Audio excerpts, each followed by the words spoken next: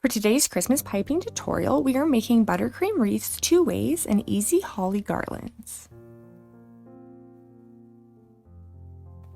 For this tutorial, I'm using a number 18 open star tip for the wreaths with 2 shades of green buttercream, a number 5 medium round tip for the berries with some red buttercream. I also have a number 101 petal tip for the holly garland. We're going to want to pipe that with the narrow end facing up. We'll also be using a coupler so I can easily switch my tips. For the first wreath, begin with the number 18 tip and one of the green buttercreams. Holding your tip straight above your cookie, cupcake, or piping nail, apply pressure forming a star shape and then release pressure and pull away. Leave a gap in between these stars for the other shade of buttercream.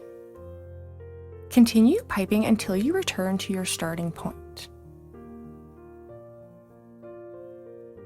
Switch to the second green buttercream and pipe small stars to fill in the gaps. Next, we're going to pipe a second ring of stars inside the first, and again, we're going to make sure to leave those little gaps. We're going to switch to another color and we'll just fill those in with the same star shape. Now we will switch to the number 5 round tip and the red buttercream and add some berries. So for the berries, apply a small amount of pressure and then release and pull away to form the circular shape. I'm going to link my sugar cookie recipe here for you as well. And that is how you pipe your first easy buttercream wreath. So for the next wreath, we're going to continue using the number 18 star tip, but we're going to pipe in a scalloped motion. So to pipe these little scallops, you're going to apply pressure, lift your tip up slightly, pull back towards the cookie, and then sharply pull away. You'll notice that I'm alternating colors here. This is of course optional, but it gives a really great look to these wreath cookies. Now, as always, all of these instructions, the full buttercream recipe, as well as coloring information, can be found down in the description box below, so make sure to check that out as well. Just pipe a few more scallops to finish off this buttercream wreath. If you wanted a fuller wreath, you could also do an inner circle on this one as well. I'm going to come in once again with my number 5 tip, and I'm just going to add a few berries to finish off the second buttercream wreath.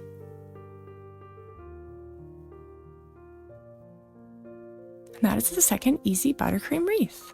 So now we're going to move on to our holly garlands, and I'm going to be using my number 101 tip with the narrow end facing up. So I'm going to apply pressure, pull up, pull back down, pull back up, pull back down, forming these leaf shapes but not releasing pressure until you reach the top.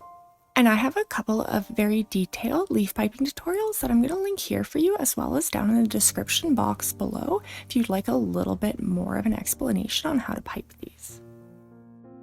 I'm going to mirror this the best I can on the other side. And these holly garlands look great on Christmas cakes as well as cupcakes, and you can easily freeze them and make transfers. So now we finished our leaves and we're going to add some holly berries, but this time I'm going to apply a good amount of pressure to get a larger berry. And that is how you pipe a buttercream holly wreath. If you have enjoyed this tutorial, I'd appreciate it so much if you would like or subscribe, and I'll link a couple more piping tutorials here for you. As always, thanks so much for watching.